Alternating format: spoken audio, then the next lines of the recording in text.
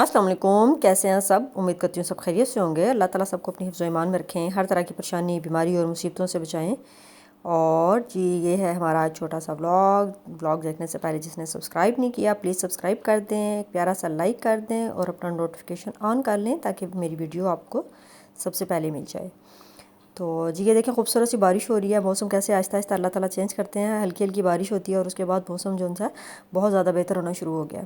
तो ये इतना खूबसूरत सीन लग रहा था, बारिश हो रही थी और ये सुबह का टाइम था और प्यारी प्यारी सी बारिश हो रही थी। पौधे जब फ्रेश हो जाते हैं ना तो मुझे बहुत ही खूबसूरत लगते हैं। तो मैंने इनकी वीडियो बना ली थी, मैंने कहा चलिए आपके साथ भी शेयर करती हूँ, आपको भी दिखाती हूँ। देखें जी हल्की हल्की सी बारिश हो रही है और खूबसूरत पौधे धुल गए हैं, पत्ते साफ़ सुथरे हो गए हैं और इतने फ्रेश और ग्रीन हो गए हैं। इस खूबसूरत मौसम को एंजॉय करते हुए हमने फ़ैसला किया बिरयानी बनाने का। बिरयानी मैं पहले भी एक दफ़ा बना चुकी हूँ, अपने चैनल में मेरे पड़ी हुई है वीडियो, अगर आपने नहीं देखी तो आप देख सकते हैं। तो ये जी मैं बिरयानी बना रही हूँ। तो इस खूबसूरत से मौसम को एंजॉय करते हैं। चलें जी आप मेरे साथ देखें कि बिरयानी कैसे बना लिया। 1 kg ले लिया था चिकन और इसको मैं मैरिनेट करके तो बिरयानी बनाती हूँ। चिकन के अंदर दही डाल के, बिरयानी मसाला डाल के उसको मैरिनेट करने के लिए रख देती हूँ। उसके बाद वही प्रोसेस है और सिंपल तरीके से ये मज़ेदार सी बिरयानी बन के रेडी हो जाती है। तो ये खूबसूरत सा मौसम जैसी होता है ना तो मुझे इतना प्यारा लगता है। ये बादलों के पहाड़ों के ऊपर जैसी बादल आ जाते हैं और बारिश पर पहाड़ इतने खूबसूरत लग रहे होते हैं। तो मैं अल्लाह ताला का शुक्र अदा करती हूँ कि अल्लाह ताला ने मुझे ये खूबसूरत सा पहाड़ों वाला इलाका जो सा दिया है। क्योंकि मेरी अम्मी की जब शादी हुई थी ना तो वो कोयटा में गई थी, बलूचिस्तान कोयटा में उनकी शादी हुई थी और वो रहने वाली थी वज़ीराबाद की। वहाँ से वो कोयटा चली गई। उनकी शादी जब हुई सारे मेरे बहन भाई जो हैं चारों बहनें और दोनों भाई जो हैं कोयटा में पैदा हुए थे। तो मैं सिर्फ़ यहाँ वज़ीराबाद में आके पैदा हुई थी, पंजाब की हूँ। तो मैंने पहाड़ कभी नहीं देखे थे। मैं सिर्फ़ एक दफ़ा अपनी ज़िंदगी में कोयटा गई थी क्योंकि हमने फिर अम्मी यहाँ पे आ गई और आहिस्ता आहिस्ता जो सा प्रॉपर्टी वहाँ सारी सेल कर दी थी और हम लोग यहाँ पे वज़ीराबाद ही शिफ्ट हो गए थे। तो इसलिए मैंने कभी पहाड़ इतने ज़्यादा नहीं देखे थे, कभी मेरा पहाड़ों में रहना नहीं हुआ था और मुझे बहुत अच्छे लगते थे पहाड़। और अल्लाह ताला ने फिर मेरी शादी जो सी है इस पहाड़ी इलाके में कर दी और मुझे जो सा बचपन से मैंने कभी पहाड़ नहीं देखे थे और उसका शौक़ पूरा हो गया। और मेरी सब बहन भाई जो से कोयटा पैदा हुए थे वो तो वहीं पहाड़ों में रहे और वहाँ पर उस तरह का माहौल उन्होंने देखा हुआ था।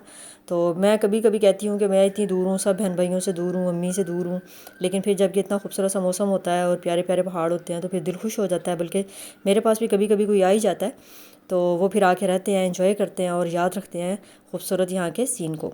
तो इस तरह बड़ा ही अच्छा लगता है।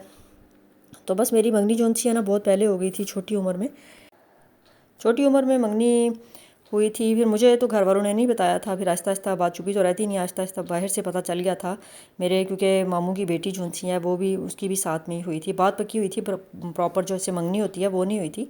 एक होता है ना बड़ों में आपस में बात हो जाती है, मामू की बेटी और मेरी, हम दोनों की एक साथ एक घर में, यानी कि जहाँ मेरा ससुराल है यहाँ पे हमारी बात पक्की हो चुकी थी। हमारे घर का माहौल ऐसा नहीं था कि बच्चों से ऐसी बातें की जाएँ, इसलिए मुझे बिल्कुल भी नहीं पता था। लेकिन मामू की ममानी ने कभी बात कर रही होंगी किसी से तो वो बच्चों ने आपस में सुन ली और वहाँ से बात निकली बाहर और इस तरह मुझे पता चला था। और मैं इतनी शर्मीली थी और मैं घर वालों से कभी भी नहीं पूछा था कि क्या ऐसी बात है, सच है। तो फिर आहिस्ता आहिस्ता जो सा बड़ी होती गई और फिर पता चल गया और फिर बस इस तरह टाइम गुज़रता गया और मेरी बहनों की शादियां होती रहीं और फिर एक टाइम ऐसा आया कि मेरी भी शादी हो गई और मैं शादी करके यहाँ टेक्सला में आ गई।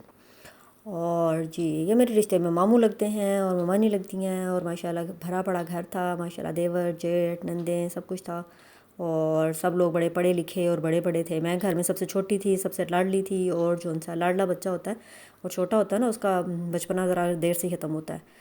तो लेकिन यहाँ पे आई, मैं सबसे पहले बड़ी बहू बनी थी। मेरे जेठ की शादी नहीं हुई थी, पहले दूसरे नंबर वाले जो बेटे हैं उनकी शादी हो गई थी और मेरी शादी के 1 साल बाद जेठ की शादी हुई थी।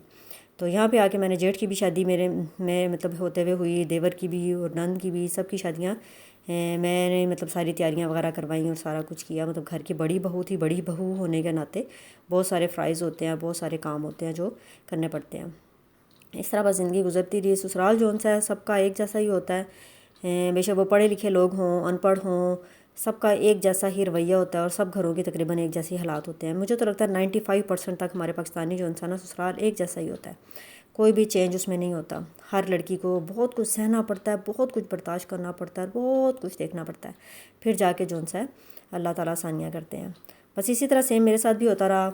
बहुत सारी मुश्किलात भी आईं, बहुत सारी परेशानियाँ भी आईं, लेकिन यह है कि उसमें मैंने सब्र का दामन नहीं छोड़ा। हर काम में برداشت کیا اور صبر کیا.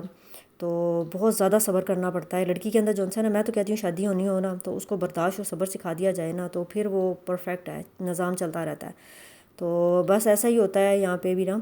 تو میری جون سی دیورانی ہے, پھر بعد میں میرے ماموں کی بیٹی جون سی ہے وہ میری دیورانی بن کے بھی آ گئی تھی میری.